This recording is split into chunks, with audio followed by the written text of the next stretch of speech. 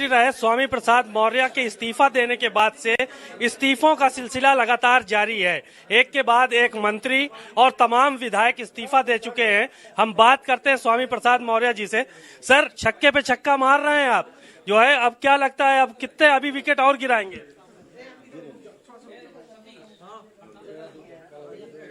अभी तो ये लड़ाई है, आगे और लड़ाई है। इसलिए भारतीय जनता पार्टी ने जो पाप किया है, अब उसको प्रायश्चित करने का वक्त आ रहा है। क्या पाप किया है? 2022 की विधानसभा चुनाव में अब इनका बोरिया बिस्तर बांध करके जहां से आए तो वहां जाना है, यानी वनवास छोड़ करके आए थे, वनवास में फिर जाना है। और साथ ही साथ अब इस चुनाव में इनकी साजिश, इनका तिकड़म, हर चीज का भाड़ा फोड़ होगा और एक एक का जवाब हर मौके पर मैं दूंगा, जिससे कि इनकी कलई खुल जाए और जनता के बीच में जो रंगे शियार के रूप में कहते कुछ और करते कुछ है, उसको बेनकाब करूंगा।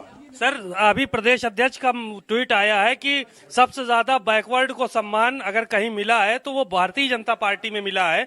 आरोप जो लगाए जा रहे हैं वो बेबुनियाद हैं आरोप। अब अध्यक्ष जी आरएसएस क्लास करके आए और आरएसएस क्लास करके निकलने वाला व्यक्ति आरएसएस की भाषा तोता के रूप में बोलता रहता है। उसका ना अपना कोई सम्मान होता है, ना कोई स्वाभिमान होता है, ना कोई विचार होता है। वो रटा रटाया तोता की तरह आरएसएस की भाषा बोलता है। इसलिए उनकी बात पर मैं कुछ नहीं कहना चाहता हूं। वह जन्मतः भारतीय जनता पार्टी में हैं, आरएसएस के रटे रटाए तोता हैं, ये उनको मुबारक हो। लेकिन अब मैं भारतीय जनता पार्टी को बख्शने वाला नहीं हूं।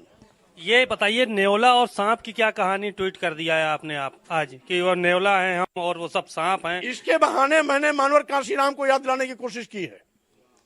जब मानवर कांशीराम जी कहा करते थे कि कुछ चंद चतुर लोग साजिश करके इस देश के गरीबों, मजलूमों, दलितों, पिछड़ों का हक नागनाथ और सांपनाथ बनकर के निकलते रहे। लेकिन अगर ये पूरे ताकत इकट्ठी हो जाए तो नेवले नाथ के रूप में नागनाथ और सांपनाथ को नस्तनाबूद किया जा सकता है। आज मैंने वही स्पष्ट किया है कि नाग रूपी आरएसएस और सांप रूपी भाजपा को स्वामी रूपी नेवला उत्तर प्रदेश से खत्म करके ही दम लेगा। सांप के क्यों लिपटे हुए थे 5 साल तक? इसलिए मालूम तो होना चाहिए कि कितने जहरीले हैं। इसलिए केशव प्रसाद मौर्य कह रहे हैं जल्दबाजी में ना फैसला ले, क्या कहेंगे उनको लेकर? अब केशव प्रसाद मौर्य जी को तो हमें बधाई देना चाहिए कि हम लोग बहुजन समाज पार्टी छोड़ करके भारतीय जनता पार्टी में गए थे, जिसके बदौलत सरकार बन गई और आज वो उप मुख्यमंत्री हैं। अभी और कितने विधायक आपके साथ आने वाले हैं? कुछ मोटा मोटा आंकड़ा दे दीजिए।